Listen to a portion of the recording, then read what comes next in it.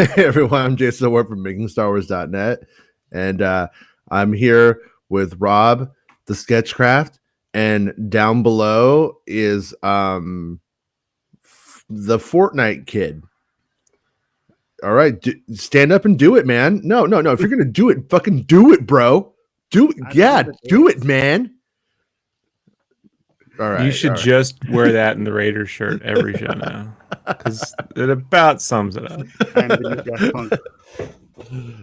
Yeah. So somewhere that there's this 11-year-old kid that's like, finally they got their shit together. And then he lifts it. And it's an old guy. He's like, oh. I'm gonna die. But so I was looking over some of that Empire. Hold on. This is what you've been doing instead of unpacking those crates.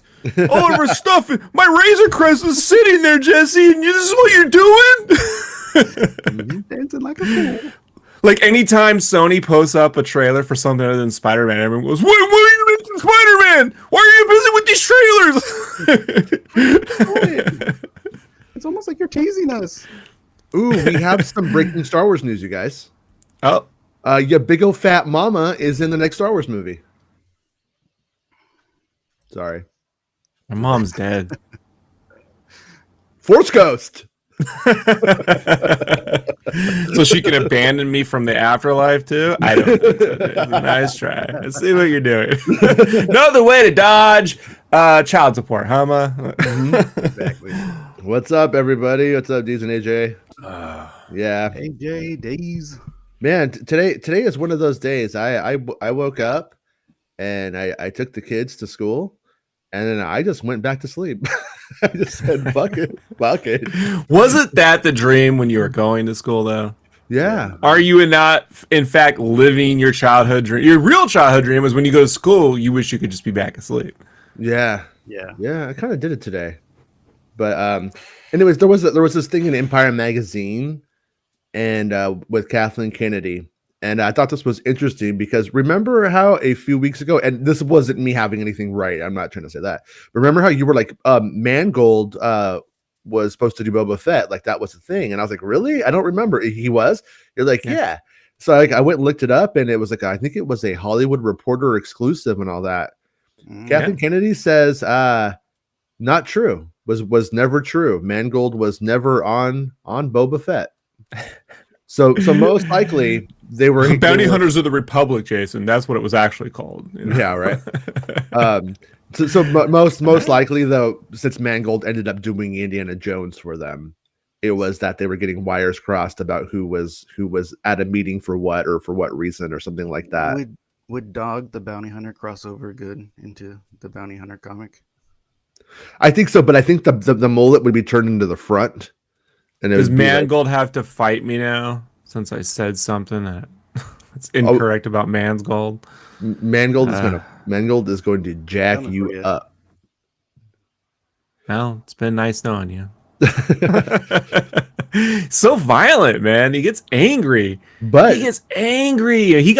he lit up on El Mayimbe, like Umberto had a scoop, what happened? Right? Well, yeah, what happened? So Umberto said they're shooting something for Deadpool that will either be in Wolverine or somehow has something to do with Logan. Something. Okay. And then Mangold, fucking almost in all caps, bro. There was some all caps somewhere new. Yeah. Deadpool is not in my movie. Blah, blah, blah, blah, blah, blah, blah. Okay. And what it turned out to be was before you saw Logan, there was that preview of Deadpool 2 where he's like in an alley and he's like with the bum or something. Yeah. And so, it wasn't in the movie, but it was specifically for that to be attached before that film. It was a preview. Whatever. But I'm just like, ever since then, Umberto has he's gotten jacked. Like he's been working out. Does he know he's gunning for him? Bro, he is like Lou for he's like Christian Bale when he goes to train to be. Isn't it weird how when Christian Bale trained to be a ninja, he got really bulky, but then when he was Batman, he thinned down. And it seemed like it should be backwards. Well anyway. remember like 3 weeks ago or whatever when they were finishing up wrapping in Italy. I was like, I just got a message saying that we've wrapped, and I didn't know if Indiana Jones had wrapped on the shoot. My Mangold doesn't rap. Well, I don't watch the hip hops. What are you talking about? No, that night, I knew it was still filming that night because I woke up and Mangold was standing over me with his hand on my throat, and he just said, and I said, like the hag. He's now a children's folklore story. Mangold will stand if you tell fake spoilers. Mangold will stand over in your sleep and choke you out. Like, yeah. So after that, I was like, oh, I guess they're still filming, and that one's I got the answer. So thanks, Mangold.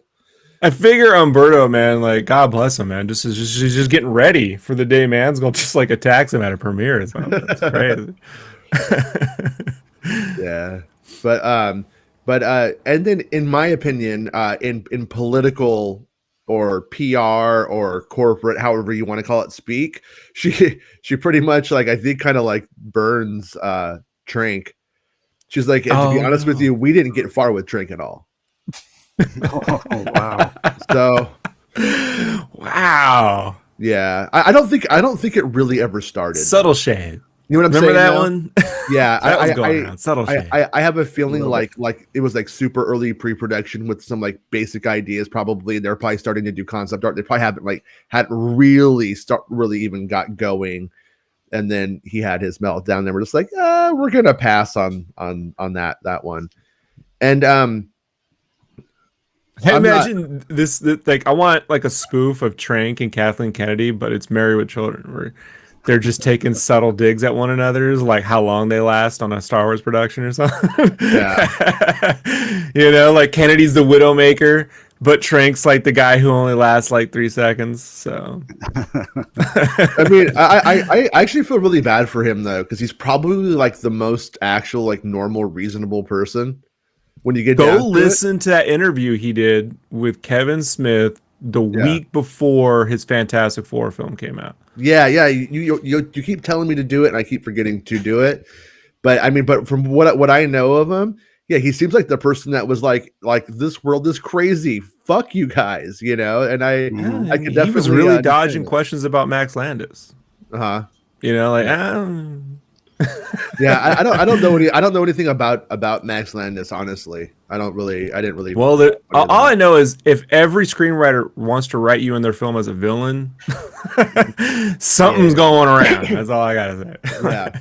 Yeah, no, because I know that Trank and Landis hated each other, and over what was the movie called? Chronicle. Chronicle. I liked Chronicle. I thought Chronicle was like really good. Yeah, it wasn't bad. I enjoyed it.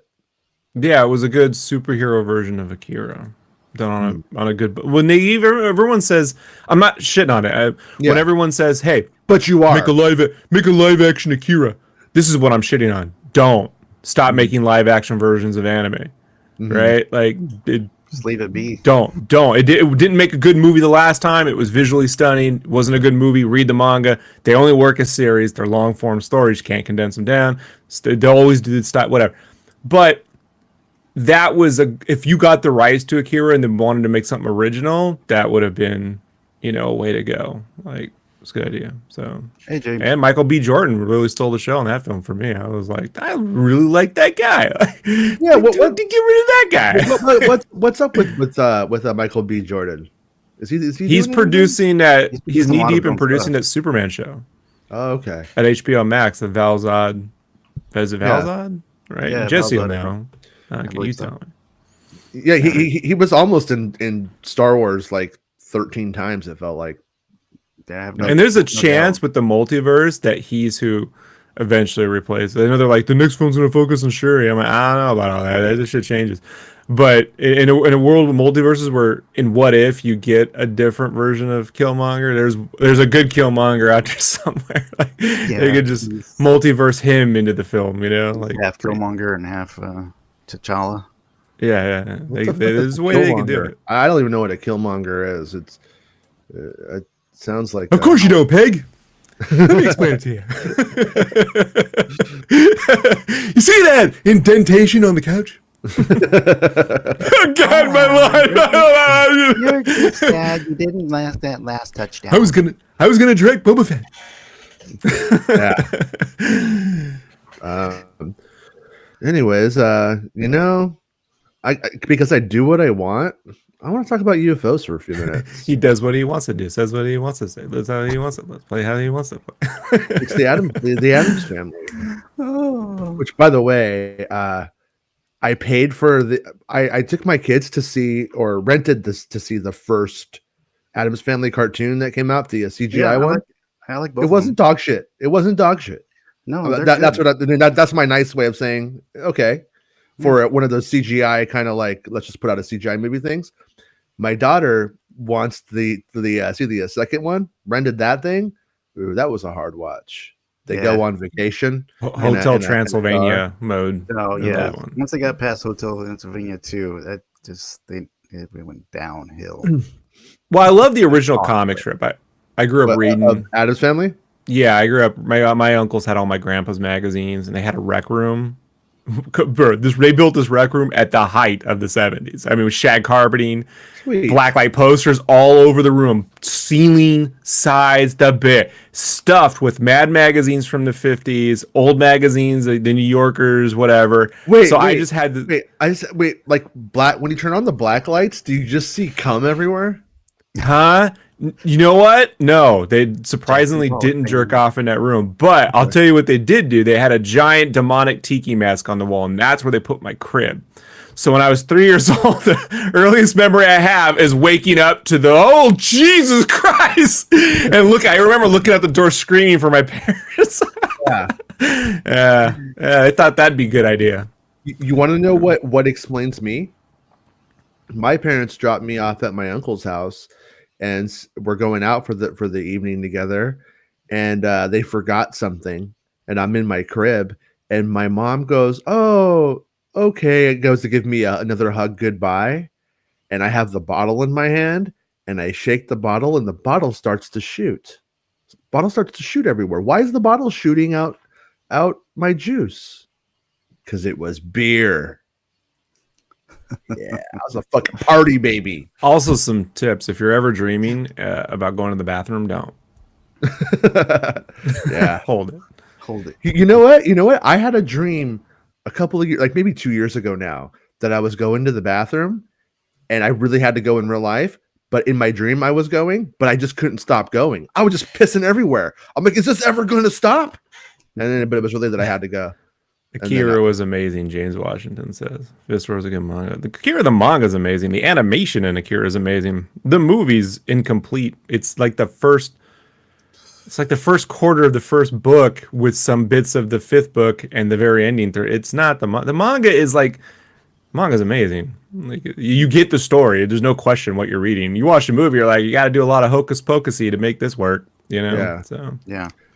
I was going out with this person who was really into Gantz, and I watched I read the Gantz manga, and then they made a Netflix movie out of it that was like a CGI movie, so it feels different. It's almost like a continuation, but the monsters in the Netflix Gantz movie are amazing. Like, I wish they would hire whoever created the monsters for Star Wars. Like the design, and I mean, it's truly the best monsters I think I've seen in something in years.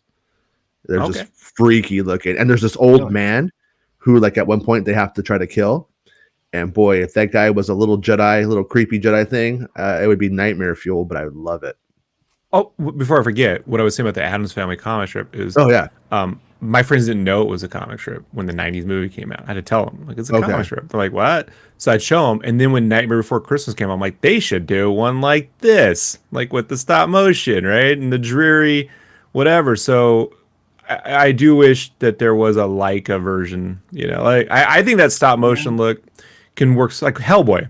Hellboy was one I was always like, why isn't this slow moving stop motion animation? Why do they keep turning this into Men in Black with jokes and shit? Like, Hellboy ain't cracking too many jokes. These are pretty somber Pan's Labyrinth like fucking comics, you know? And then you get the movie and it's like, I'm big and bulky, I want a boner, you know? Like, I don't know what this is. Yeah. People love that movie. What's that, Jesse? I'm doing free night, Mike. Free Mike night. I enjoyed the movies when they came out, but as a kid, I remember when the Addams Family finally came back into syndication where I was at, and another uncle of mine being like, "Oh, the Addams Family's on," and watching it, and me just being like, "What is this bullshit?" I'm all the fucking this is Herman Munster is where it's at. These guys fucking suck compared to the Munsters. That's as a kid, that's what I thought. Yeah, I easily would have been like, fucking kid. What is a Ute? But I know, got to do some math, but I'll do a little bit of math. But look at this bullshit. Reputable source. It's not a real photo. Just want people to know. Okay, it's a mock-up. Yeah, no, and the mock-up, which I actually have the thing on the other page, is that this right here was a real photo. Let me get rid of this stupid thing. Was a real photo that some hikers took, and this is a trace. So one guy did a trace of the real photo, and then they made a mock-up out of it. But can't see the trace. Yeah, we will. I have it in the thing. Oh, okay. You're prefacing. Yeah. So yeah, UFO experts hit out when it emerged a dossier into Britain's most significant sightings to be kept secret for another 50 years. The file is said to contain astonishing color photographs of a 100-foot craft hovering over the village of Calvine in the Scottish Highlands in 1990. So, I mean, it's like fucking Nirvana wasn't even out yet, which is how I define most time. A 30-year rule meant it was due to be declassified on January 1st, but the Ministry of Defense has now blocked release until 2072 without explanation. Photographs were taken by two Perthshire hikers who watched the diamond-shaped metallic craft for 10 minutes before it shot up vertically out of sight. They also claimed to see military jets fly a series of low-level passes. So right here, we got Calvine, we got Glasgow, Edinburgh, Scotland. Okay, over here we got some Octu probably. So down the street, I should say, and Renton from Trainspotting. Octu's in Ireland. Never mind. You fucking every time you mention Trainspotting, an angel dies. So you know. Okay. From Iago. It's Keep it Star Wars. such a perfect. And then now we get like PlayStation commercials with Perfect Day in it. That's the only downside, I think. I love that song, but boy, have they ruined it. Evidence collected and held on to by officials included the hiker's 6 color snaps. So there was 6 color photos. Article. A redacted version of the file has been released, including just a blurred photocopied image. And then last night, Mr. Pope said, despite an extensive investigation, we never found a definitive explanation for what was seen at Calvine. A UFO hunter added, this is also frustrating. The Calvine incident is one of the most intriguing of all the UFO mysteries from that period. And then basically, yeah, so with no reason at all, they've decided that we can't handle it. So their government has admitted that this photo is still classified. Yes. Okay. How is a photo taken by public citizens? You know what I mean? Private citizens. So I mean, how does that work? So I looked into it because I was domain. Yeah, I know. I was on Reddit and I was like gentrification. I was reading all of the people talking about it, and the photographers were getting really beat up by the internet or whatever. What happened is in 1990 there was no Reddit, there was no internet that really. You couldn't just put a photo online. It was magic to get a photo online in 1999. It was hard. You had to get a scanner, and if you even could afford a scan, at the time. And so this is 9 years before then, even. And so we end up with these guys took the picture. They took it to the press. The press then looks at it and is like, "Whoa, this is amazing!" Starts to get it ready. Contacts the Ministry of Defense. Ministry of Defense swoops in, takes the photos, and then they're never seen again. So but the private property, though. That's what I don't. No. Over there, they can say anything is classified now. Like, and I think it's probably that way here. Like if we went and we took a photo of the new version of the stealth fighter today, it's our photo, and we took it on public property, they could still take it and classify it and say classified now. So, but what's infuriating about it to me is if this photo came out today, it would be a big news story for 15 minutes. And then people would go on about with their lives because what are they going to do about it? What is it? They don't know. Nobody knows what to do with this stuff. And this photo right here might as well be real. I'm just saying it's not. So why not just show us the real thing? If it can't help you steal an election, they just don't care, Jason.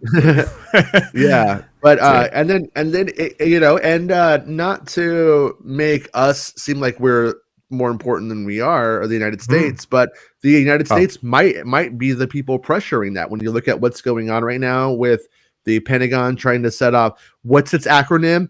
Because it doesn't want you to be able to say it, ASAMOG, or whatever the fuck they're trying to call that, their version of the UFO office, instead of Astro, which is the one that we actually want. That's supposed to be, for us. Anyways, it's kind of interesting that if these two things are coinciding at the same time, it could just be coincidence, but it's also so. And then here's a story from 2020 about the same thing. Dark Forces. I've seen top secret photos of Calvine UFO sighting. Damn it, wrong game. It left me shell shocked. Yeah, right. For a minute there, I was related, you guys. Dark Forces new. All right, we're UFOs. Okay. And somebody who is a Stargate fan like myself, that straight up looks like what they would call an Al-Kesh mid-range bomber. it looks fucking nerd.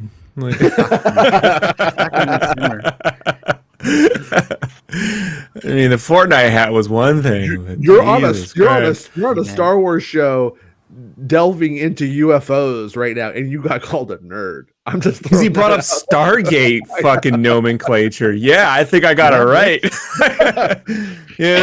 There's levels, Jason. There's levels. True.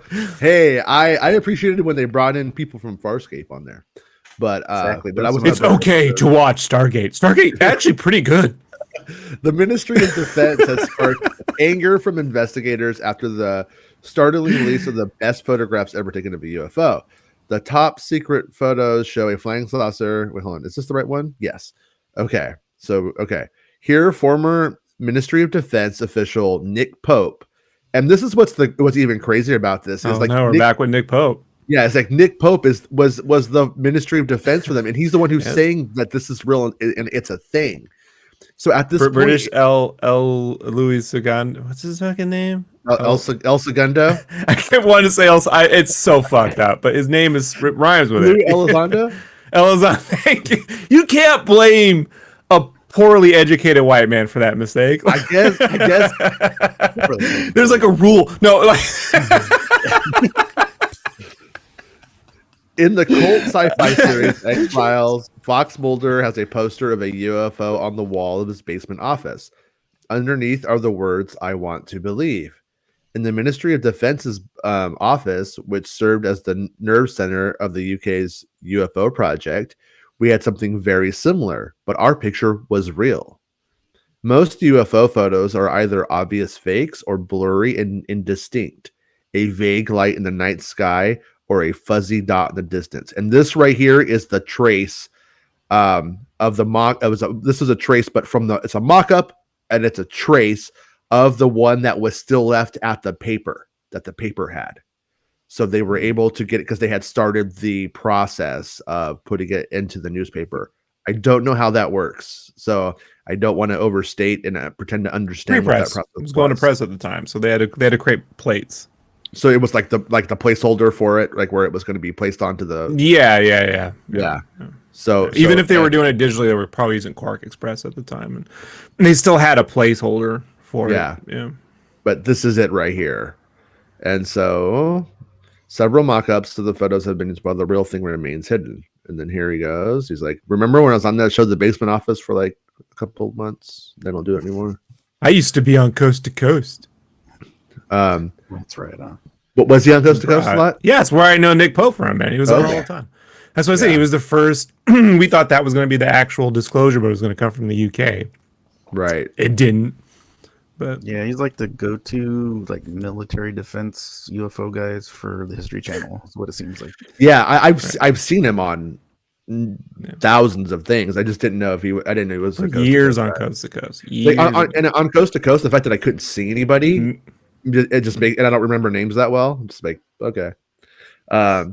Not this one. It was a close-up and personal. I'd been taken in broad daylight and showed a large diamond-shaped craft. I soon got the story out of my predecessor and read that file myself. It was an extraordinary tale. Two men had been out hiking near Calvine in Scotland. Suddenly, they seen a massive UFO hanging out in the sky above their heads, silent, motionless, and menacing. Awestruck, they shot off 6 photographs before the object accelerated away at immense speed vertically. The shell-shocked witnesses sent the photos to Scottish newspaper, and a journalist, here it is, contacted the Ministry of Defense press office looking for a comment. Somehow, perhaps using a D-notice or perhaps using some real-life Men in Black trickery, somehow at the Ministry of Defense managed to extract all the photos and negatives from the newspaper, who never got them back. The Ministry of Defense's technical wizards leapt into action. The images were enlarged and analyzed using the full resources and capabilities of intelligence community specialists. And so I'm going to guess that based off of how the story goes and the fact that there's a jet there, they knew these photos were like real because they already had jets on it, knowing that this was an occurrence. So, yeah. Even now, years after these events, I can't discuss the details of this process as much as the information is top secret. So the analysis was nothing short of sensational. The photos hadn't been faked, and which once again they should know that. The most interesting part about this to me is that the government admits that they're classified a photo. So it's one of two things. It literally is a weird balloon, right? One of those like mid-90s telecommunications balloons that they had claimed the triangles were during the Phoenix Lights kind of thing, right? Mm-hmm. Or it's something they just don't want you to fucking see. Well, Nick either Pope, way, Nick Pope confirms that it's not. Okay. You know what I mean? Yeah. He says he had this on his wall. They showed a structured craft of unknown origin, unlike any conventional aircraft. There was no fuselage, no wings, no tail, no engines, and no markings of any sort. Because the photos had been taken in daylight with the surrounding countryside visible, Maud Boffins couldn't make some calculations. Many Boffins died to get it. Yeah. So if the UFOs are coming and they're able to come and doing all these crazy stuff, and like, why are they always plain? Like, they don't have one. They can't put like their own decals on. Bro, not everyone grew up with Hasbro. Chill out. All right. And, so I'm going with the Calvin pissing on the earth. He gets one sticker machine. He's trying to sell shit to extraterrestrials. Everybody now. Look at this dude. I know what's going to happen. Like, why do they never have any logos? No. I'm gonna go and I'm gonna finally get a UFO. I'm gonna have the camera up. It's gonna come at me, and these big steel truck balls are gonna hit me right in the face, and I'm gonna be too embarrassed to put it on the internet. Because they have a sane society in which they outlawed any form of bumper stickers, all right? Let's be honest. Have you ever pulled up in a car, looked at someone's wall of fucking bumper stickers and been like, they got a point. I'm changing my mind now. Like, it's never happened, It's just goddamn fucking, it's the original adware. Can't get it out your way. You got to stare at it, and it gets worse. Well, I on my skateboard as a kid had a bumper sticker I got at Track Auto. And it was, I fart, you make it smell better. And I peeked with my bumper stickers right there and never got another one. Yeah. Nice. Oh no. An enlargement of the photos revealed 2 military jets in the background. It wasn't clear if they were escorting the UFO, trying to intercept it, or whether their presence was coincidental and the pilots had been too far out to see it. But that's bullshit. Did someone sabotage the investigation? My predecessor had undertaken the investigation and was staggered to learn that it hadn't proved possible to trace the aircraft. This was unprecedented and suggested that someone inside the Ministry of Defense had sabotaged the investigation and blocked the UFO project from getting to the truth. Dark forces were at work. Yep. You just can't escape the mid-90s without mentioning dark forces. Let's be honest. The Ministry of Defense's standard line on UFOs was that the phenomenon was of no defense significance, a meaningless Whitehall soundbite that meant whatever we wanted it to mean. At best, it was misleading, and at worst, it was a downright lie. We consistently played down the true level of interest in UFOs, telling Parliament, the media, and the public that the subject was of little interest, while at the time, behind closed doors, we struggled to make sense of cases like the Calvine incident. Despite an extensive investigation, we never found a definitive explanation of what was seen at Calvine. And then, and see, like that's also weird on their end, because it kind of sounds like the problem that we seem to have here, where various branches are afraid to report, so they don't, and then we don't actually have any kind of like communication between these things. So if they were escorting we should make another homeland of the Homeland Security, the homeland of the homeland in the homeland, so they could communicate, and then they forget that was their original job, and now they just incarcerate people, and then we'll make another homeland of a homeland to talk. Yeah, it's get so fucking old, man. Well, like, I had to explain that to my wife. I'm like, you know why they made the Homeland Security? To protect us from terrorism? No. They blamed all this on lack of communication between departments. Yeah. Right? They blamed 9/11 on that, and then they made a whole thing to say we're going to manage the communications, and then now that thing is, I don't know what the fuck it does. That's who is ultimately runs us out of the port. There is the Department of Homeland Security.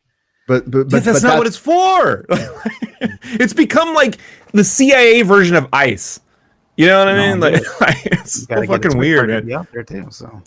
Yeah, that's why I want that Astro office to open up and to be the people that everybody has to toss the UFO stuff over to get sorry, I don't mean to cut you off, but look, to get an insight onto like government agencies beyond not talking to one another, but outright being hostile to one another. Yeah, Dan Carlin did a 6-part series called Supernova in the East, which was about the entire Pacific part of World War II. And there's a whole first episodes on the backdrop of Imperial Japan and how different it is now. But that, we have like, and we're, even now we have to an extent inner, Army versus Marines kind of like rivalry. Right. But over there at that time, they weren't just not sharing information, they were willfully unchecked. They didn't know. The Army didn't know what the Navy was doing. They weren't going to fucking tell them. So this sort of thing can lead to disastrous fascist results. That sort of thing is what led to just about every American serial killer that we have. Is departments not talking to each other and refusing to, and being that is literally what the movie Zodiac is about. Yeah. If you really look at Zodiac, it's not trying to figure out who the Zodiac killer. It's about how like a normal fucking dude, Jake Gyllenhaal, has to like go down and be really nice to several different police departments because they refuse to fucking like work with one another on any level. Yeah. No, I mean, and so and that's why the Pentagon is trying to keep it like that. And once again, we should make it a tetrahedron that is above the Pentagon. It's got more science. Yeah, well, no, but I go back to that other declassified British document where they're like, oh, these things emit a plasma bubble before they go to Mach, and when they break the sound barrier, you don't hear it. We want to get that before the Russians, and I just wanted to trap the farts in the bed when I sleep, so my wife doesn't have to. I don't have to blame the dogs anymore. A fart plasma, yeah, it's possible. They probably have that. Rick, that'd be really helpful to have in case you're with the girl and you don't want her to know. I want her to know. Jesus, Morty, how many different girls you got? Well, your mom. Your mom's mom. Wait, that's kind of making fun of myself. Damn it. So yeah, I find this part right here really interesting. If we have time, we'll go into this a little bit more on a different thing. But we did assume these unexplained cases were extraterrestrial. but neither did we rule out the possibility. And by the mid-90s, a believer faction had emerged at the Ministry of Defense. This led to some extraordinary scenes. Excuse me. One time, my boss and I walked over to another building in Whitehall. It was the headquarters of the Defense Intelligence Staff, not as well known as MI5 or MI6, but part of the intelligence community. Mission Impossible? The Mission Impossible movies? Sorry, that's what they call them on Paramount Plus, and it annoys me. While the section where I worked had the policy led for UFOs and handled the investigations, there were spooks who gave us scientific and technical advice. My boss was a skeptic, but our military intelligence briefer that day wasn't. He pulled out a copy of the Calvine photos from a folder. Most of the details of our conversation are classified and must remain secret. While I took early retirement from the Ministry of Defense in 2006, the Official Secrets Act binds me for life. But I can reveal the sensational conclusion to our top secret briefing. And boy, I don't want you to die, Nick Pope, but when you die, when you're like on the deathbed, let's get those cameras going and just start rolling, live stream that bitch, dude. Exactly. The day he dies, Kathleen Kennedy will come and go, we never really got far with Nick Pope. Summing up, okay. The intelligence officer ran through the possibilities, gesturing to the left with his finger. He said the object in the photograph wasn't Russian, jerking his hand to the right, said it wasn't American. He looked up intently and said that only left one other possibility. And that's a good one, but no, it doesn't. There's more possibilities. He pointed straight up. My boss and I couldn't help looking up too. Then we looked at each other and we looked back at the intelligence officer. His face was inscrutable. So Close Encounters, right? That scene. Where'd the noise come from? Right. And nothing further was said, and my boss and I walked back to our office in silence. So a skeptic versus believer dogfight was raging. The photos could cause wonderment, but they could cause controversy too. One time, they nearly caused a diplomatic incident that threatened to unravel the UK's special relationship with the United States. By the mid-90s, a bitter struggle... Yeah, right. A bitter struggle had erupted with the Ministry of Defense in relation to UFOs. A skeptic versus believer dogfight was raging. In relation to the Calvine photos, the only remotely possible skeptical theory was the object was a secret prototype aircraft or drone. We knew what we did and didn't have when it came to such things. So realistically, that only left the Americans. I like how everything now is a drone because we have drones, as if we always had drones and they just had they would have killed to have drones in the early 90s, like especially in the army, man. We wouldn't have had to go to Kosovo, like we could have just sent the drones. Like they would have. You think railheading armored fucking vehicles across Europe into the Balkans is something that's fun or cheap? They would just send a drone, bro. Like it's not. They didn't have whatever they may have had was not like usable or in any form of bro, we didn't have fucking webcams to right. It's so ridiculous. But my thing is that it I like skepticism. And I like if I start to go, oh my God, brother, we're going to space, and I'm turning into Macho Man. When somebody goes, that's hey, actually you're not Macho Hogan. Man. Macho Man would have been going far out, man. Yeah, okay. As far as the deep into dick matter, man. Okay. Yeah. Here's me. Aliens! I got to fuck your ass and make you humble. Oh, that's more of my. I'm more of an. It's all around us. It's growing. Step into the atmosphere. Big. No, to the top. When it comes to the like that kind of stuff, I just hate when people are so when they hate wonderment. Like when he says, I like how he says it could cause wonderment, and I think that is an important thing to this because I'm not even so sure I am on these being aliens at this point, but I think that there is a Jacques Vallée article heavily sourced Jacques Vallée article I read last night that has made me kind of rethink this stuff to some degree. But it's a fairy. No, it's not. But as a result, as a result of the diplomatic bust up, the head of my division removed the Calvine incident photo from our office wall. He, like my immediate boss, was a skeptic and clung to the belief that the object had to be American, because the concept of extraterrestrial visitation was too terrible a truth for him to face. He locked it away in a safe, and it is rumored that he put it through the shredder. Out of loyalty, perhaps, thinking about or maybe fear. UFOs, yeah. But check this out right here. What if it doesn't even exist anymore? What if it never existed? No. I mean, no. Realistically, what if they've classified it until for 90 fucking more thousand years because they don't have it now? Yeah. You know what I mean? Right.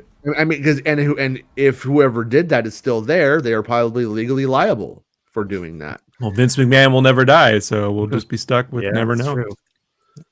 But plenty of other copies survived. And when I came out of retirement in 2008 to help publicize the declassification and release of the Ministry of Defense UFO files, I was looking forward to the Calvine photos seeing the light of day. Sadly, it wasn't to be. And then whenever we talk about photos that are classified by the government, I'm reminded of Bob Lazar talking about it S4, how they had this big poster of like a UFO, like I can't remember what it was, but it was like, we know they're here or something. It was like a goof, but like, not a goof. Yeah, and he was like that around the time he talks about the kids stuff. The kids is what they're calling them the kids all the time. The photo I talk about, even if it's like a patch or a big poster or whatever, like we knew they're here or something, he just goes, someone had to like print that out. Because that's what he was doing, was repo. He's like, I do reprograming, and someone had to print this out and put it out there. So someone has the file, they do this, and like that. It's just the practicality of that idea. Like someone printed that out. Yeah. Like, was it on post? Was it at a 24-hour? Like, who did it? Was it like, I want to know. Like that's the thing. I mean, that's the downside to like not having 24-hour photo booths anymore, is you can't just have like a couple guys going there go, look at the UFO photos, like. Yeah. Like, well, but I mean, even at that time, if they had taken a real photo and had that poster printed up, no one would even think it was real. They would just think, oh, it's just a piece of art that they that they made and they're having printed up or whatever. But this article I thought was really, really good. The guy's name is the Hermetic Penetrator. Okay. Yeah, pretty tough guy. Yeah. The Survivor Series. The Hermetic Penetrator. Penetration. Yeah. Now, is that the finishing move or the name? Got me throwing out the WWF. Yeah. But he basically pulls these quotes, this person. It says, we have to do something that will cause them to react. And I don't mean building landing strips in the desert and waiting out there to welcome the Space Brothers. And that's Jacques Vallée. So in it throughout the course of his books, he kind of ends it. He has this like thesis essentially that they are sort of a control system. And one of the examples I saw him use, I'm not sure if that example is in this article, but one of the times I read about, I think Jacques Vallée either talking or writing about it, can't remember now, but he uses the mice example that if UFOs and the phenomenon are about guiding humanity in some way, then we are like in a control situation. And so basically when you put a mouse through a maze and it gets the cheese, you also have to trick the mouse so that it learns. And it's only when it learns that it gets through and it gets the cheese do you have any kind of like progress there. And there's always these ridiculous situations that go hand in hand with the phenomenon. And so Jacques Vallée will talk about fairies and UFOs and how these situations line up. And a couple of the examples in here, though, I think are really, really well thought out for as wacky of a topic as this ends up being, The study of UFOs doesn't belong in science. It belongs in intelligence. And that's Major Murphy. And then these quotes all play into the article really well, by the way. Yeah, because it's not the reason why they say that is because it's not a repeatable phenomenon. You can't just get in a situation and then test it and see if it happens again. It's more of an intelligence gathering situation. No. The fact that unknown crafts are flying around Earth is not a subject for science. It's a subject for intelligence gathering, collection, and analysis. That's because UFOs are not a natural phenomenon, and that's what science studies, and that's Dr. Eric Davis. So it goes into Elizondo talking about a guy named Sith Vincent. I'm like, do you like St. Vincent and the Sith? Because if so, we should be, and UFOs, because if so, let's become best friends. Under the hashtag, whatever, Mr. Elizondo. So here it is right here. Fantastic question. So he asked, Sith Vincent asked, you mentioned a UAP pattern useful for investigation. With equipment ready in place, are naval ships being used as bait? Let's call it coincidence deployment. And he says, fantastic question. And unfortunately, one I am not at liberty to elaborate on at this time, but keep asking this question. It's a very important one. And so when we look at the writings of Jacques Vallée and that right there, you can see that there is something to this. So is there any evidence beyond Elizondo's retweet that the United States or any other major power has actually used its highly valued military assets as bait to attract UFOs? Amazingly, the answer is yes.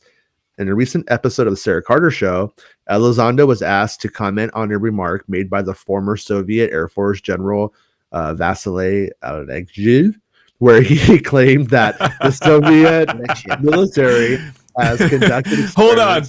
In the vein of the Ernest TV show, which was my favorite show as a kid, more than Pee-wee's Playhouse, we should just cut to like Ernest dressed up as as Jason's 5th grade teacher. He never paid attention in class. Hey, the Cold War was over, man. The Cold War was over. We stopped paying attention. Never studied. The Cold War never ended. Elizondo's response was a sobering. There's that word, that stupid word that all UFO guys get a boner over. Somber and sober. It's become both of them because they think it's the same word, but it's not. Elizondo's response was a sobering glimpse into the serious national security implications of the UFO phenomenon. Carter asked, do you believe what he is saying? And if so, what is your guess as to what it might be? What could the Russians have done? And Elizondo says, to answer simply, yes, absolutely. I agree wholeheartedly with that assessment. The problem is the how. And I want to be careful not to say too much, and only because I have a security clearance, you know what he always says. I think there may be efforts underway to continue that line of experimentation. So it goes in, so basically, yeah, we have to. And Macho Man says, sky is the limit and space is the place. Yeah. Yeah, right. But UFO baiting is. I mean, you could just get a one of those Twitch streamers and put her in a bath with some like little ears or something on, and I always wanted to replace that deepfake technology Macho Man with Quint from Jaws. I think I really think that would improve the film. Yeah. And be a good match. So blah blah blah blah. I know in some places they have learned to create a situation which would deliberately provoke the appearance of a UFO. A UFO would appear where there was increased military activity connected, say, with the transportation of special loads. I got a special load for you, UFO. It was enough to artificially simulate. Sorry, Beavis. I didn't do that. Or schedule such a move for a UFO to appear. In other words, some kind of conditional relationship emerged, and they detected it. We're an intelligent nation. Nothing escapes us. I know that at certain testing ranges, I think I just disproved that. I won't name them, although it's no longer a secret that they even learned to make a contact of a kind. And this thing right here about this trickery and being able to summon UFOs, maybe even CE5 kind of stuff, is probably related in some way to this jazz. But oh yeah, this right here. What the general is describing is, oh yeah, wait, did I just skip the cool part? There's this part where he says that if they hold up a finger, like the UFO will move up. If they put like the finger down, it will move left. If they put so it's just like Close Encounters of the Third Kind when they play music, and then they kind of get into that little jam session with each other. If we smell our finger, it lets loose a plasma discharge, but it has a bubble, so we're good. Like when you get into like the normal person's conceptualization of UFOs, it's fucking it's Fox Mulder.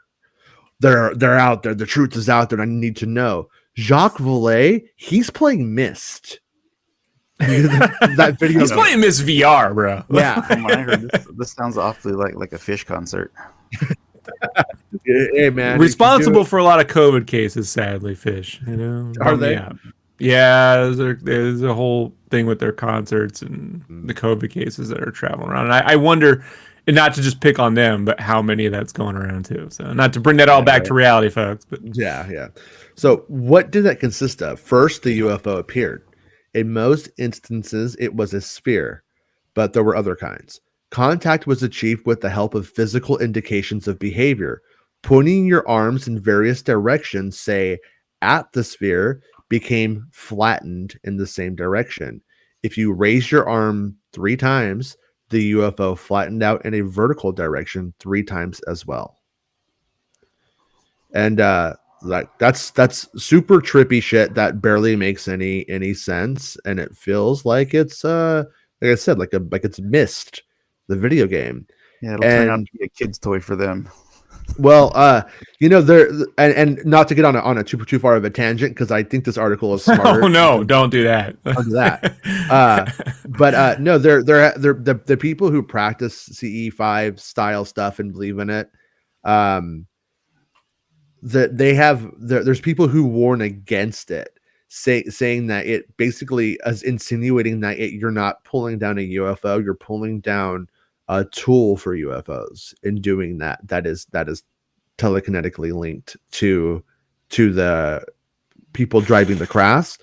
And so I find it kind of interesting in that case that could be exactly what they're doing here, for what it's worth, if you want to connect mythologies, if this isn't all real. Meanwhile, you cut to the inside of the UFO, and the alien just has a big butt, and he's accidentally hitting the thing left and right. He's like, what? Can't find drop my fucking soda. Where'd it go? He's like, it's fucking humans. They keep making I'm moving it. I'm moving it. Look, I'm moving it. What if they don't like us because we're like carjacking them, basically, in doing this? Well, those cases went down when Grand Theft Auto 3 came down. So not a lot of UFO jacking since then. Yeah. In the early 80s, on the instructions of the then Soviet leadership, experiments using technical devices, theodolites, radar stations, and other. Is that theodolite? I don't know why, but it popped in my head. Tim Rogers going, Soviet Union was okay. It's okay to kind of like the Soviet Union. I don't know why. Like, what? What did he just say? He would not say that, but for some reason. What the general is describing here is some ways strikingly similar to what is known as Close Encounters of the Fifth Kind, CE5, within the UFO community. Human-initiated contact with the UFO phenomenon. There are 2 obvious differences, however. With the conventional conception of CE5, the military intelligence nuclear connection, which obviously is absent in normal civilian CE5, and explicit deception and trickery involved in attempting to bait UFOs to appear for the purpose of intelligence gathering, counter-espionage. Here's the thing with the nuclear stuff, though, right? Like, just to interject a little bit of actual thought. If UFOs really gave a shit about us and nuclear, whatever, they would have been there to stop Fukushima or do anything. Yeah. Not one UFO sighting during Fukushima. None of it, They don't seem to come around when the tsunamis hit. So if they're and I believe a bit of the reports. My guess is it's just big dick swinging. Hey, look what we can do, little bat. You know what I mean? Like if one's already melting down, like, what are we gonna do? Save them? Let them solve their own shit. Yeah. Like when someone shakes up the ant thing and go, look at the ants. They can build their own tunnels. Or what if they did? I mean, what if we did have contact, and what if we did come up with the treaties that you don't fuck with our affairs?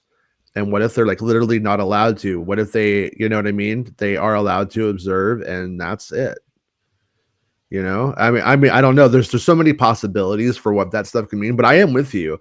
If they are, you could be about guiding. You could guide your kid and let your kid make huge mistakes. And if you're looking at it at a truly macro level, a couple of nuclear meltdowns is just like your kid doing a stint in juvie. You know what the sun's doing every day? We fly right by it. All I can think about is the enemy mine, us learning their religion or something. My problem with Enemy Mine is it has Dennis Quaid in it, and his dumb. I wish I was Kurt Russell. Yeah. In Hunt for the Skinwalker, George Knapp and Dr. Colm Keller describes one where Nids purchased a few dozen cows to serve as bait. Moo. Yeah. I've been watching that show cows. That they're doing the new people that own it. I've been watching that show on the History Channel. Yeah, leave the cows alone. You want bait? Put out fucking nerds. Well, no, something was coming out for the dogs too. Well, we're getting leave the cows and dogs alone. Jesus, that fucking stuff of the bloodless cows scares the shit out of me. I don't know. Look, if that's someone, who the fuck is doing it, and can we stop them? Right? Because if it's UFOs, it's even more terrifying. I want to drink the cow's blood. Maybe the little vampire. I drink your cow shake. Researcher Gary S. Buchanan has speculated that it may take the expertise of psychic thieves with entangled minds to get closer to the quote skinwalker. More on that below. So Kit Green's mind trap. This is where I start to think it gets kind of fun. One individual has been involved in studying the phenomenon reported at Skinwalker Ranch as former NIDS member Christopher Cantfield Kit Green. Kit Green turns up in a lot of this wacky shit and is legit. And pretty much everybody endorses Dr. Green. So Dr. Green currently works at the Wayne State University and is an expert in psychiatry, neurology, and but whatever. He ran the CIA's Weird Desk. Most recently, Dr. Green has been connected to the government, blah, blah, blah, stuff. We don't need all this stuff. A couple years ago, it was revealed that Dr. Green and his colleague, Dr. Nolan, professor, whatever, microbiology. Oh, look, microbiology and immunology. I hate that word. I can never really say it right. Immunology. Elizondo also has a degree in immunology as well. It seems to be very connected to this stuff in a way that we don't understand. But many of the individuals in this unique cohort have allegedly witnessed unidentified aerial phenomenon at close range. And whenever they ask Elizondo about that stuff, he won't say a fucking thing, which tells me that I believe he has most likely been involved in this baiting project. Or he just doesn't want to open his mouth about some shit he doesn't know about, which is honestly I respect even more. With the way it's posed, it's definitely yes. Mark Hamilton says, are the Caminoans proof Lucasfilm Limited were partaking in the preparation exposure theory? Now, first, Mark, you need to understand. Hold on. No, actually, the Nemodians were our initial take, but fucking John Knoll couldn't get his fucking ass busy and make us some CG Nemodians, so you got the racist puppet ones instead. But we were going to actually disclose those initially in 1995 with the Nemodians. So basically, Grays. Spielberg did the little grays, the little subservient ones. Lucas is like, I'm going to own Spielberg. Make the tall grays. They were literally the Anunnaki grays. They were covered in gold. They had chrome ships and shit. I'm like, that's it, man. There you go. Yeah. So let me see. So in 2008, several years after his work with Green was involved in yet another fascinating research project. The idea was to use fMRI brain scanning machines to I thought we were going to say RFID. I'm like, we're back to that shit. Objectively observe and record human test subjects in telepathically entangled states. A remote what does viewer, that mean? Telepathically entangled states. Oh no, I know. Whatever that dyad thing that Kylo and Rey had. Remember when we were reading about the Project Stargate, how you would have sort of the antenna and the reader? We're talking about Stargate again? Yeah. Project Stargate this time. Oh, all right. So a remote viewer with proven skills at receiving mentation from a sender would be placed in one magnet, while the other skilled sender would simultaneously be placed in a second one. So this is literally Project Stargate right there. Beckham that's crazy. That's insane. Sorry, George Norrie would just adds that. You could be like, yeah, my grandma saw it. Well, that's wild. George would be like, oh, a sender. Did you send your mom a Christmas card this year? Make sure you love your mama. Mr. T talks about it on Twitter all the time. Why do you keep asking these dumb questions, George Norrie? Well, you know, what is dumb? Question everything. It's no coincidence. There are no coincidences. And stay away from pizza rolls.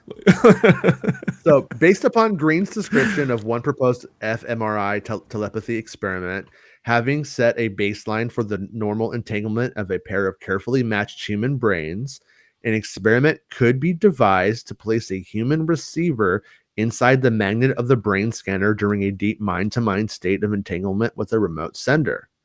And remember when we were talking about that Tom DeLonge quote about brain matter and that dude who was doing it? I think it's him.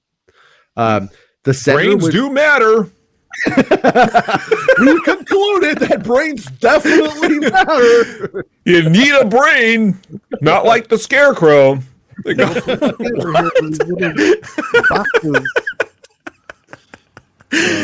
Bill says Knapp is way better. Dude, Knapp is the fucking goat. Man, Knapp is the Eddie Valiant of fucking UFO news, man. Listen, I took a nap today and I agree. I love George Knapp. Would be placed as bait, potentially in harm's way, as near to the core of Skinwalker Ranch's phenomenon as possible. The key to this experiment is to entice the source of the various reported phenomena, the suggested precognitive sentient phenomenon, to act upon the sender in such a way as to join the entangled brain states of the sender and receiver, assuming the risk that the Skinwalker phenomenon... Do you suffer from entangled brain states? Get something for men, the pill that will solve your entanglements. Yeah, but yeah, you want that entangled brain state. The risk is your prostate entangled? Get something pill for men. What? Aliens will do it for you, and you'll love it. Unless you're what gets me unentangled? Glennis McCants. Yeah. God, he fucking has a crush on her. It's crazy. And every time she shows up in that episode of Seinfeld, I go, Glennis. It's kind of funny, like when you look at Whitley Strieber, like in context of the AIDS phenomenon in the 80s, and like his oh, don't touch my asshole, like kind of vibes that he has, you know. It's it was a pretty good candy bar. What?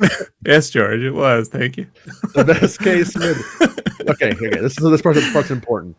Assuming the risk that the Skinwalker phenomenon might simply break the entangled brain state of the sender on the ranch in Utah and the receiver who is inside the magnet at a research laboratory in some distance away, the best case would register changes in the receiver's brain scan induced by the effort of the Skinwalker source on the sender. So the idea is to have them connect to each other. The Skinwalker phenomenon intercedes, and then maybe they can pull some data out of that. So if this were possible, then we could potentially capture some of the mind-altering signatures of the precognitive sentient phenomenon on the human brain.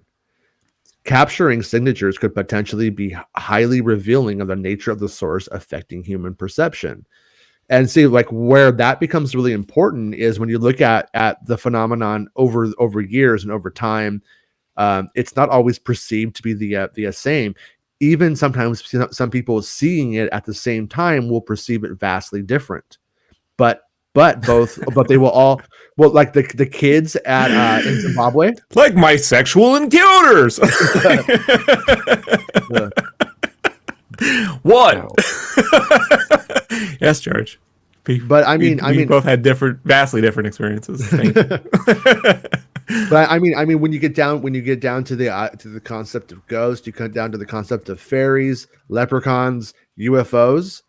what if this is all the same thing? If this is literally a different reality encroaching upon ours that we are experiencing, it may be giving it to us on its terms, and then we decode it on our terms.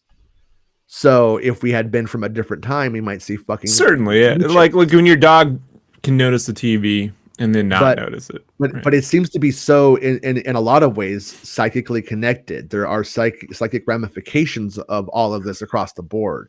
And like that's where photographic evidence I find to be fascinating, because if there's photographic evidence, it is literally making the cognitive choice that in this instance, I'm going to appear as a flying disc, but the disc changes shapes. It will literally morph, and we can make it morph, apparently, according to, if you believe what these researchers. Paul was always like, my ass, you can make it more. I tried to make it do it. It couldn't make it do anything but maybe kill me. Like, one step away from killing all of us. Like, it's ridiculous. Yeah. Yeah, and that's why like I find Skinwalker Ranch like fascinating. I'm like, Jesse watches it. My dad watches the show. When I watch the show, I get kind of frustrated because episode to episode, it's like there's no carryover. There's like and it's just like, so it's entertainment and a waste of time. And I'm like, I want a whole season where they try to pull this off. You know what I mean? Like I want them to leave the cows alone. Leave the cows alone. So the control system hypothesis and the origins of counterintelligence strategy. So to understand the origins of the baiting strategy, we need to take a short journey through the weird and wonderful mindscape of the celebrated computer scientist and ufologist Dr. Jacques Vallée. And I love Jacques Vallée, by the way. More specifically, his so-called control system hypothesis. Dr. Vallée has been considered one of the most original thinkers in the UFO field. Like many of his colleagues, he started out as a proponent of the extraterrestrial hypothesis. But after a careful review of the available data, he eventually began to entertain other solutions to the UFO problem. So basically, like the idea that they're space aliens, maybe not. He almost takes a more Joseph Campbell kind of approach to mythology with this in a weird way. I wanted to put a giant leprechaun at the end of Indiana Jones 4, but Stephen wouldn't let me do it. Warwick was ready to go.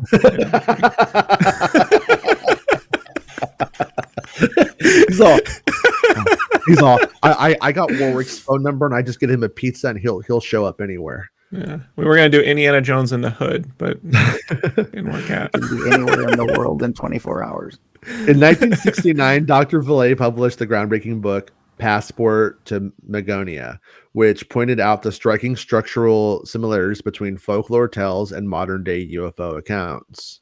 Great cover, by the way. Shrek, right here, Shrek. But has anybody actually tried using Riley symbols at the Skinwalker Ranch? I mean, have they even just given it a shot? I don't know, but also, it's worth it, right? But what if it is real, right? And then you go to do that, and then you believe it, then that makes it real. That makes it work. You know what I mean? Because if we are communicating with a force or something at a purely symbolic level, then Riley's symbols could all of a sudden work, and missed opportunity for Ghostbusters Afterlife for that ranch to be Skinwalker Ranch or something like it. Right? Yeah. Like a little bit of the Aykroyd crypto, like Tobin's Skinwalker Ranch or something, like I thought the barn was crushed in the middle, then it was deliberately shaped that way. Oh, right. Clearly, Jason Reitman cares more about characters rather than weird paranormal news. But I do feel like if you're going to do a paranormal storm on the Midwest on a ranch, perhaps this weird shit would be something you could tie together, a little bit of reality in there. So whatever. And I think one important thing, by the way, that I think UFO people tend to throw out, like Elizondo will throw this out not knowing that people understand what he's talking about, and that's nuts and bolts. Quoi Tenzin. Vallée's findings were controversial and mostly discounted by more conventional ufologists inclined to interpret the phenomenon simply as nuts and bolts, spacecraft visiting from other planets. And like that is the important thing is like I'm not sure if we know that UFOs are real. That is not that our world is telling us, our governments are telling us they're real. But meanwhile, our government's just saying they're not real, but then they're saying they're real, but they're not real, like COVID. Dr. Valet became a self-styled heretic amongst heretics. Whoa. And has multiple occasions stated that he would be disappointed if UFOs turned out to be nothing more than spaceships. But it's not about spaceships. Not about spaceships. That's what George Lucas was trying to tell you guys, and you didn't fucking listen. Listen, I've been placed here by the government to tell you guys, and you're so fucking stupid. You're not putting it together. George Lucas was telling you it's not about spaceships. I was telling you it's about leprechauns. Did you not listen, Steven? I wrote. Why do you think they made Wicked the Leprechaun? Come on. Yeah. Rob, it was original. We had it on the Macquarie painted it in 1975. Why it's one of the original ideas. Think Jesse's wearing a sorting hat today? No, sorry. Yeah, clearly it's a racist cap from what? White slavers sold it. No, I can't do it. It's too much. Valet asserts that believers in the standard ETH are basically analyzing UFOs at the wrong level. As an alternative theory, he has proposed that UFOs are related to anomalous phenomenon, may represent some phenomenon.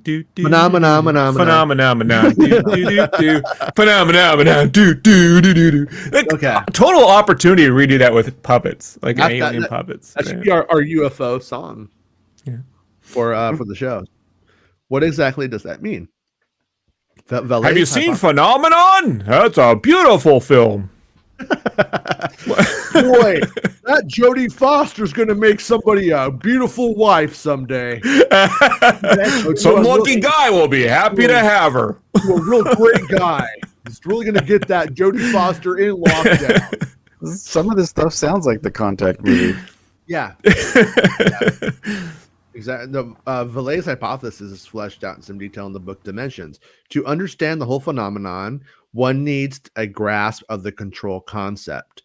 The control system needs two opposite principles to function, he explains, and illustrates his point with the analogy of a thermostat. The thermostat that regulates your house temperature summer and winter are an example of. Does your house get too cold? Coast to coast thermostats. That's for sale at coasttocoast.com. All right, go ahead. Keep going. Of a control system. In summer, a thermostat allows the air to get warmer until a certain level is reached, and then the cooling system is triggered. Is that how they work? But in winter, when the outside atmosphere turns cold and the temperature drops below another limit, a different mechanism, the heater, comes into play and warms the house. Valet seems to suggest that the phenomenon regulates human cultural development within certain preset boundaries in our environment. And we could use some of it in the last couple of years, bro. I don't know if seeing this stuff is making anyone smarter. Like, that's the one thing I've unfortunately, been able to track is like that's why man, I believe in it, right? But some of my cynical, flippant stances is just because the people who believe in it are more psychotic than the actual phenomenon. It's just, it doesn't stop with, hey, there's some weird fucking shit going down and it's real. And then they're making basements and pizza parlors too, and trying to change this and turn this into Democrats. I can't deal with that, But that's the thing is if the very nature of the phenomenon itself is trickster in nature to some degree, that's exactly what it's designed to leprechauns. I was right. Yeah. Shit. Yeah. A naive observer might try to explain all this by assuming that warm is good and cold is bad. He or she would be right half dog the time. Dog is spelled CAT. What if dog was God and God was dog? Another naive. That's actually a comic book. Dog is God. Another naive observer of the opposite school might take a reserved view and decide that warm is evil. He or she would also be right half the time. So relating to the concept directly to his own research, Valet explains that he has discovered as many rational elements as absurd ones. See, this right here is, I think, one of the keys right here is the absurd ones. As many as he could call friendly as he could call hostile. On the surface, what Vallée seems to describe in a chillingly immoral system, which embodies equal amounts of benevolence and malevolence towards our species. In reality, though, it may operate with ethical principles utterly incomprehensible to the human mind, which may explain why many sightings appear to be veritable festivals of absurdity. Yeah, and that's it's right. I mean, now that is a George Norrie thing. Well, we're gonna have variable festivals of activity tonight on Coast to Coast. I think that's what our show, that's what our UFO channel should be called. Variable festivals of activity. That's so good. Yeah, the VFA. Yeah, okay. Yeah. I'll make that. You know, those guys went to Vietnam. Like, I'm gonna make that into a shirt. What was that, Jesse? But I'm gonna make that into a shirt. You know who didn't go to Vietnam? Biden. What about Trump? Don't talk about that. Okay. Fuck you, Hunter Biden. The most illuminating exposition of Brother Vallée's theory Swift votes on this aspect of the phenomenon can be found in an obscure interview I discovered a few months ago. I've chosen to reproduce large excerpts of it below, but this is the whole control system hypothesis. The big breakthrough in Dr. Vallée's thinking is when he realized that the UFO phenomenon is not a system. Humans are generally excellent at investigating systems, he writes, whether we are dealing with social systems, hardware systems, or physical systems. If UFOs represented a conventional system, we would likely have decoded its meaning already, he argues. Thus, I have a system for tracking my bowel movements. Go to Coast AM, shop at bowel movements. Yeah. Norrie's bowls. Thus, to advance the state of UFO research, we need to dig deeper. Vallée's Oh, yeah. Oh my god. Oh, yeah, we do. Sorry. Yeah. proposes that we think of the phenomenon as a meta system, essentially a system in which generates other systems. He explains the meta system concept with yet another brilliant analogy. This one, I like this one. Let's suppose that we're going to study a civilization and we knew very little about it. So we go there on a Saturday night and find these crowds coming out of a certain building.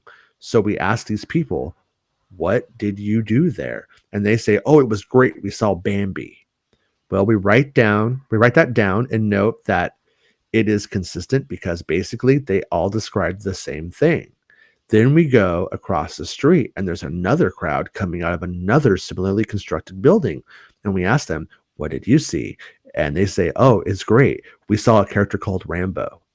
This information is also consistent. The only people who put Rambo and Bambi together was Green Jello. Great man. But it's completely different. Saying, I have that disc somewhere too. It's completely different. Yo, woof this. By the way, I found out, right? You remember that Batman short film, Dead Space? Was it Batman Dead? The one where he fights the Predator. Okay. Right? It was a fan film that was put out in 2003. Yeah. The guy who did that, Sandy so-and-so, who put that together, he's just a Batman in the Sun guy. That was originally going to be Sylvester Stallone. He even did a face sculpt with Stallone's face under, and Mark Hamill was going to do the Joker, but they didn't want to get into trouble, so he went with the nobodies. Okay. So if the accounts are to be believed, the UFO nauts come in various shapes and sizes.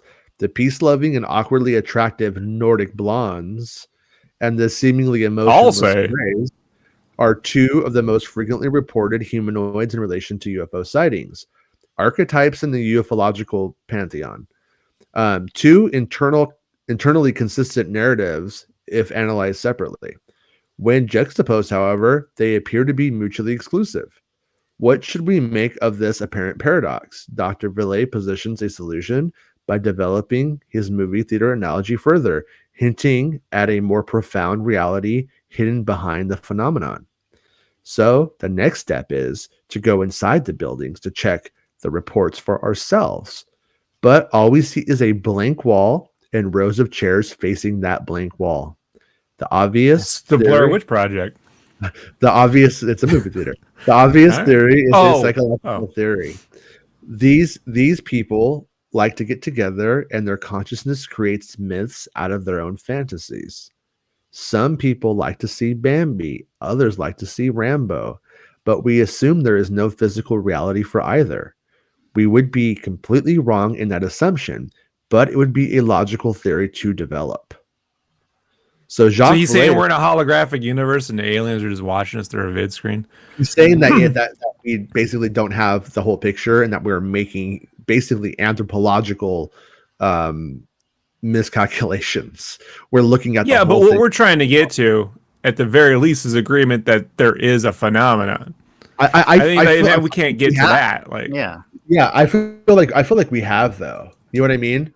Because basically, like, and they still classify photos from the 90s, bro. Like, how good could the photo possibly be? You have photos from the 90s, you know? Like, they have Instagram filters to fuck things up to make it look like that. So, like, how good could it possibly be?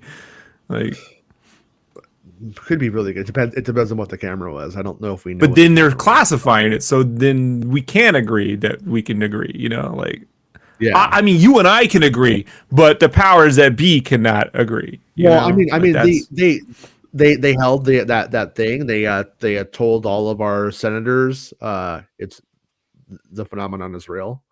We're just not going to let everybody know because they can't. They also told all the senators that the election was a hoax. So I don't know. I hear it. I guess my skepticism comes from, but my skepticism, we got to be very careful when we're like the senators get told the truth. I don't know what they get told anymore. I don't know. Honestly, when we stop lobbying, I'll think senators and Congress people like actually represent people. You know, so like I don't believe in the comic. What I do believe is in the everything becomes national security police state, where if we don't like anything we don't want out, then it just becomes a national security issue until we have legitimate national security issues which get ignored. So like we live in a really paradoxical time. Oh, for sure. I know. I believe the phenomenon is real.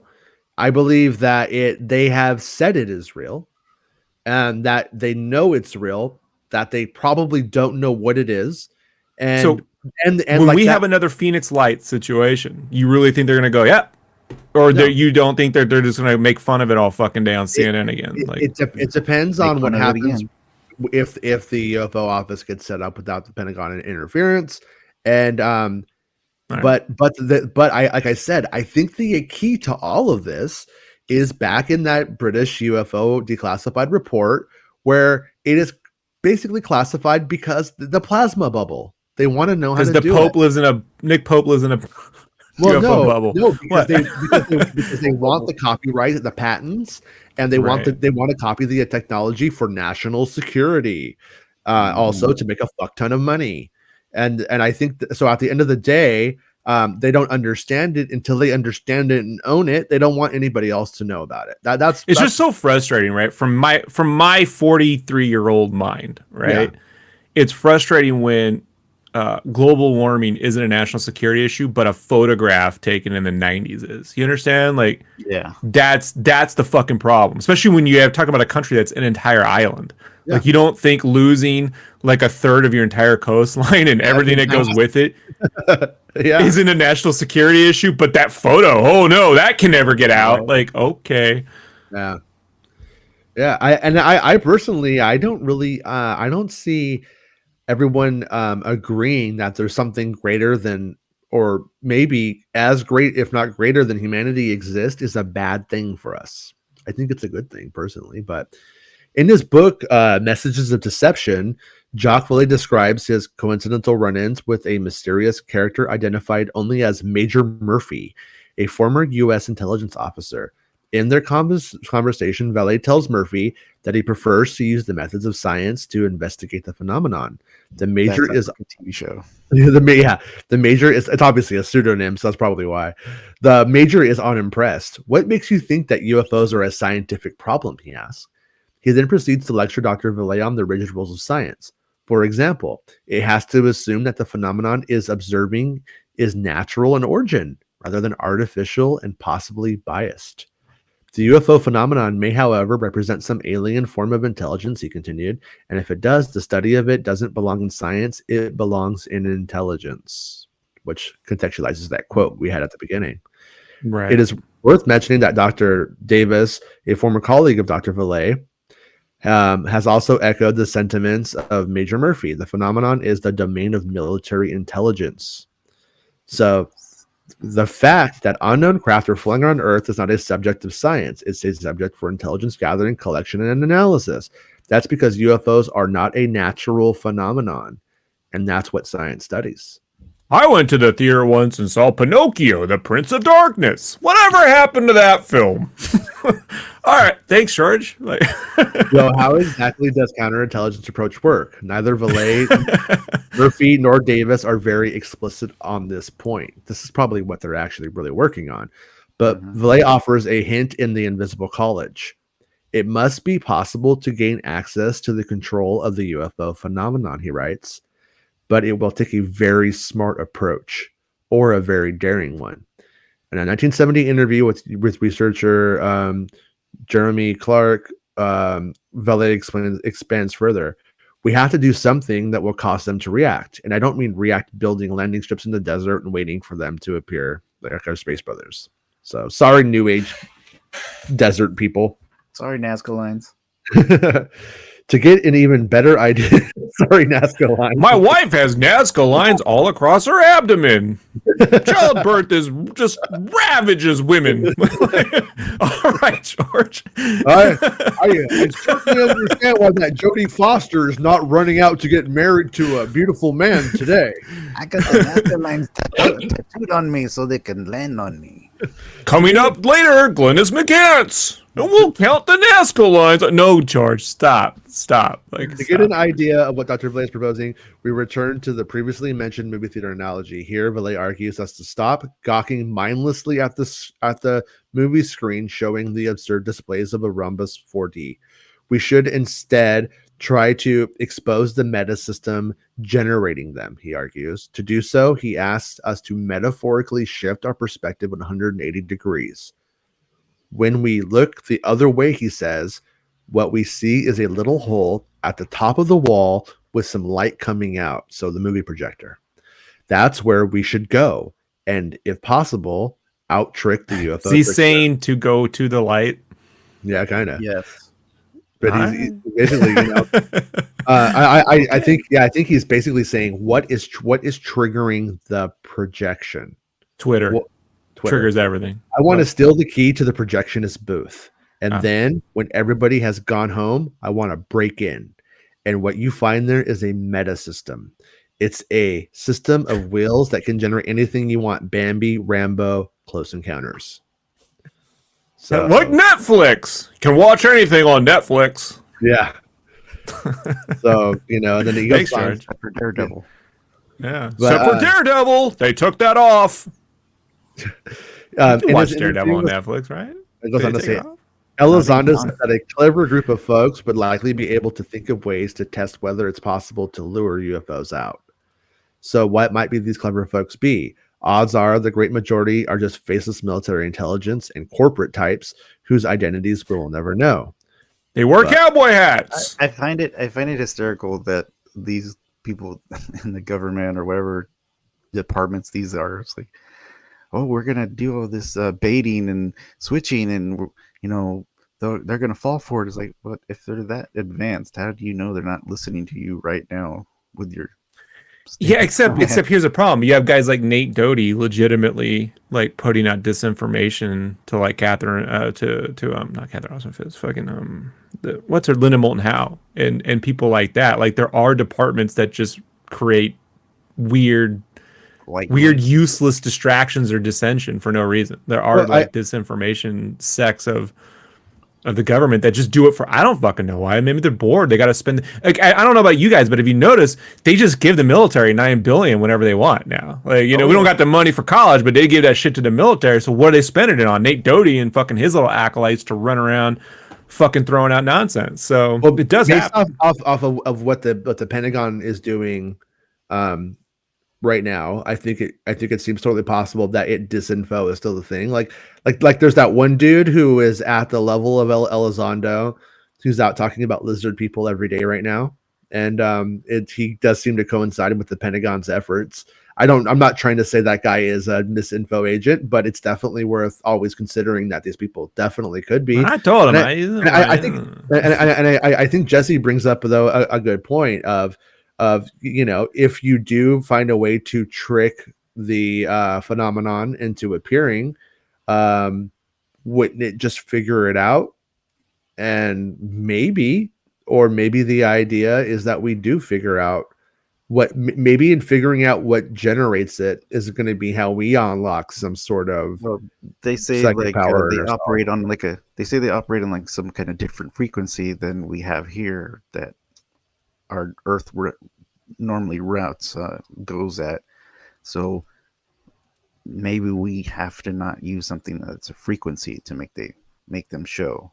That's something that you cover. They cover a whole range of frequencies throughout whatever, maybe the galaxy, but they're able to monitor all of ours probably, and talking and recording, those are all vibrations and frequencies. So like I said, I don't see how they wouldn't know what we're doing.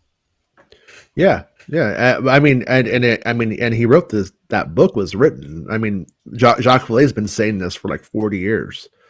So but when you look at what the government has been doing with Project Stargate and stuff like that related to UFOs and the phenomenon, there definitely are. This has been in the works to like some degree, and you will see Elizondo skate around it. And then we've also heard that Elizondo was going to try to be a member of that military force that was like this in the psychic division. So he apparently has some sort of he's good at remote viewing to some degree. So there's something to it. But Rob, I think you have to go, right? Oh, I've been going for a minute now. Incontinence, coast to coast AM. Get your baby daddy pants. Yeah, I gotta go get my teeth cleaned because I'm a responsible adult and I'm trying to get this done before we get another fifth wave around here. So yeah, all right. I had to in that article ignore the chat. I'm gonna get to the chat now. But Rob, we will see you tomorrow. All right, see y'all later. You guys enjoy it. Peace, babe. Good. Later. Have a good time. All right, so let's try and hit some of the chat. Hey Max, sorry I didn't say Max was here. How's it going, Max? Oh, yeah. Unsolved Star Wars. So do you think they will ever reveal who Luke's mom was? Obviously, we all know that the father is the evil Darth Vader, but who was his mom? Perhaps a new trilogy could explain that. You mean like Padme? I thought it was the pad. I thought it was the pad. May. Now you're trying to say it's pad maybe? Pad baby, yeah. The Jedi Knight games were pretty cool at the time. Good memories. Yeah, I didn't have a computer, so I never got to the Jedi Knight games. Dark Forces I didn't get to play. Yeah, it's Dark Forces 1 and Outcast. 2, and then it's Jedi Outcast and Jedi Academy. Outcast is like the online mode. That was a good time. That's I had one of my first computers for that one. Jedi Knight 2 as well. Joel says, "Why are all the best and most conclusive UFO pictures like my girlfriend in the Niagara Falls area?" What? It means that they look like shit all the time. Well, no, I mean but that's what's funny is it does sort of act to erase it and to belittle it and to make it seem like the phenomenon isn't real. Well, because like I just said, with the frequency, maybe they have some kind of way that just pops a frequency out there for your video camera or whatever your video is running at, and just fucks with it, so you can't get a good focus. Well, I mean, no, but I mean, like the very first story we went over explains it. We have great, fantastic fucking photos of it, and they're classifying it. They're not letting it out. And the Turkish UFO, that one in Turkey, that Air Force pilot dude who breaks down UFO stuff, he did the math on the Turkish the Turkish 28-minute long video. Yeah. And he did it in relation to the moon, and if that was a cruise ship, it would be a cruise ship flying in the sky, which is also as amazing as a UFO. Yeah. A flying cruise ship, So yeah, Bill says I'm having creative differences with this reality. Can I get abducted already? Right? Like, let's just do it, man. Yeah, Mark says howdy. Hey, howdy. Hello? I said, hey, howdy. Hey, Mark. Eric didn't. Oh, yeah. Thinking about UFOs. Yeah. So, and then the Kaminoans. So, there, it turns out that there actually was like a pop culture office in the CIA who did funnel money into getting ideas and certain things put into our films. And it's definitely worth considering, Yeah, because it is. Steven Spielberg too worked with Jacques Vallée on Close Encounters. And Close Encounters, like if you hear Elizondo today talk about Close Encounters, he says there's stuff in there that they had somebody on the inside. And I think Mhm. like the stuff that's in that article, like where he lifts up one finger and the thing changes, and the musical stuff, like all of that shit really pans out to be like kind of the same. And also, one thing I think that's oftentimes overlooked about Close Encounters too is that Close Encounters does deal with the psychic connection. Yeah, no, because there's a lot of it. I think, and what's that movie with Seth Rogen where he's an alien? Uh Like huh. they had a he had a psyche. They telepathically talked, Mm. and he gave them memories of the universe from his own head by just Oh right. transferring. So they had like a understanding of the universe. Yeah. Because I have long not been a big fan of the ideas of psychic stuff, because I have met so many people who want to be important. I had a premonition. It's like, no, that's called anxiety and stuff like that. That's where I tend to go on that kind of stuff. And but but it does appear that the government believes anyways that it's important, Oh, sounds that like it. that's connected. And so Bill says, if they are too advanced, we may be like ants to them and never communicate. That would make me sad. Yeah. See, I like I'm not crazy about that, like that concept, and I'm not blaming Bill on that for that concept. Like that's something that we always talk about. They clearly care enough to observe us, and if you go on the larger macro, there's smoke, there's fire level, there are people who say that they've communicated with them, and like in the article that we just kind of like broke down, you have your beautiful ones and you have your very scary ones and all of that. And is it simply, like I said, is that all part of the part of a, not to say a system, but is it? I guess, is it, Do we really need a new Men in Black movie? I mean, I don't think we did. So that is that what they're preparing us for? Is like we're just kind of a way station for aliens? Yeah, if you get really conspiratorial, you start going, the Planet Men in Black movies were to make us not so mad at the government for all the years of the Men in Black fucking with everything, Exactly. kind of Yeah, idea. But exactly. I don't yeah, a part of me definitely can see like the idea of, oh, I think it would be good to get these ideas in, and then they start moving Mhm. money around to make sure that oh yeah, Laney's down to invest in your movie, but he really wants this, he really wants there to be a psychic connection with the alien, Mhm. or he's not in, and then now it's in. Like that's kind of how I think it worked. Yeah. um Nap is way better. Yeah, Mhm. nap is the best. If this is true, then maybe it's a different dimension thing, ultra terrestrial. Yeah, and that's kind of where when you look at it, like uh this little man coming from a different planet thing may not be it whatsoever. And it's our conceptualization based off of things like Star Wars and Star Trek would tell us, Yeah. oh, because that's how we decided to dream. Yeah. So and then what do we have? A no-fly zone over Antarctica, especially towards the middle, where there's multiple reports from multiple people saying that there is a gigantic hole that's miles wide that leads to the inside of the Earth. That shit's fun. That's fun. But then it's like there's shit. It's talk like shit like that. But then if you just watched King Kong versus Godzilla, like those two movies or whatever, that's exactly what they're doing. Yeah, That's exactly what true. happened.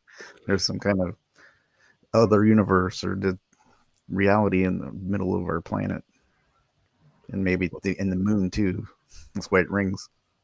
Bootsy agrees. Bootsy says, "Get your symbols, people. Tan is coming."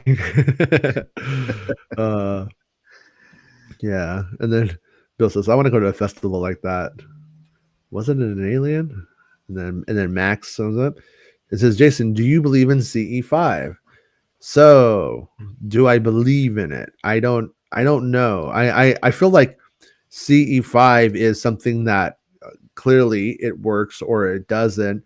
There's been evidence that it like what sucks is that it one of the people who pushes it the most is probably a grifter.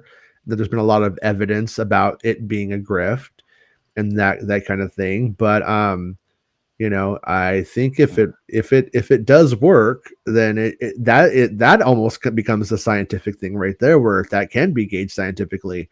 If people try it, does it work? Do they make it come? And stuff like that. And so I'm not sure.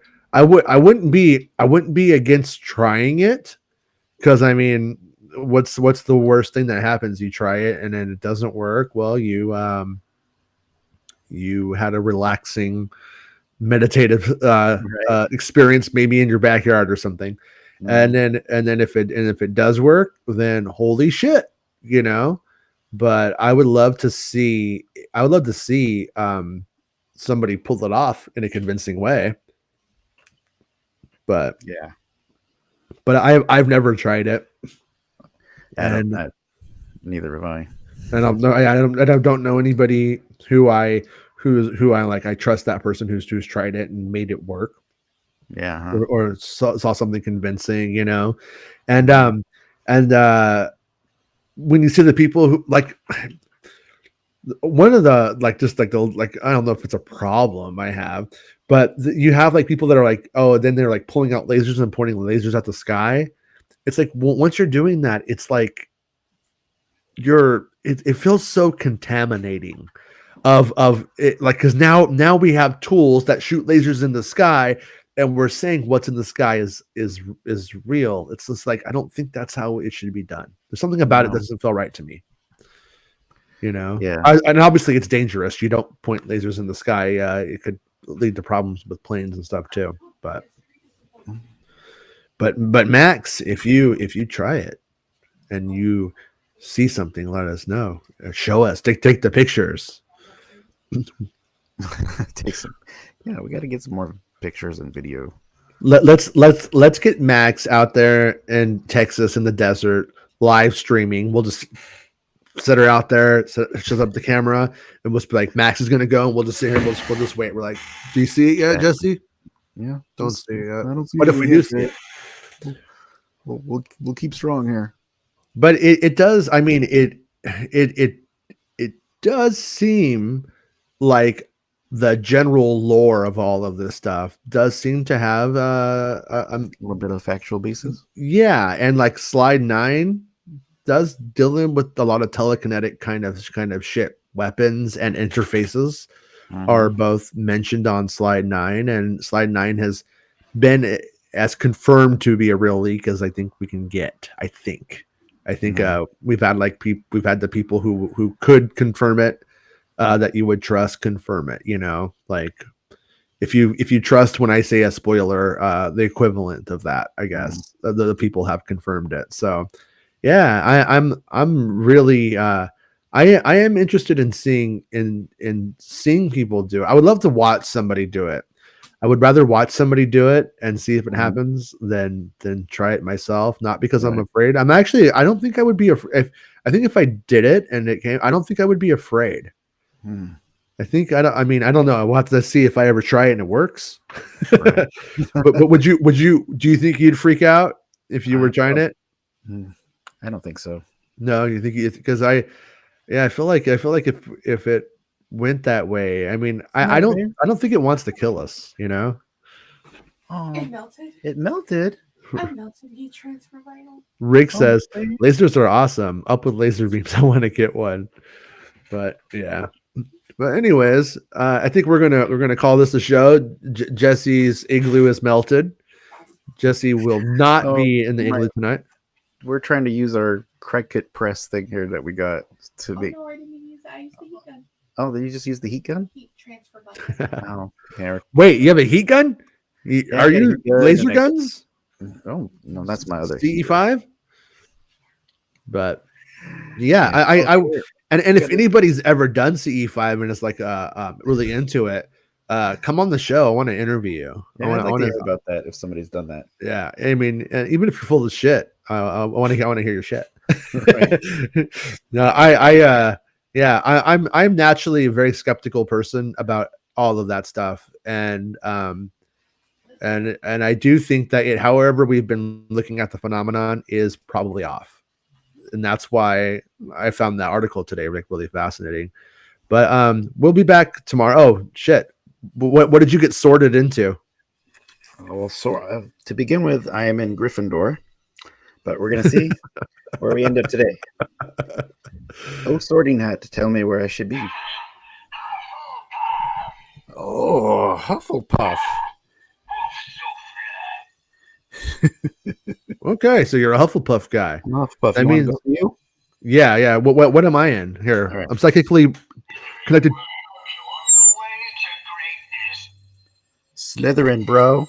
Yes, finally.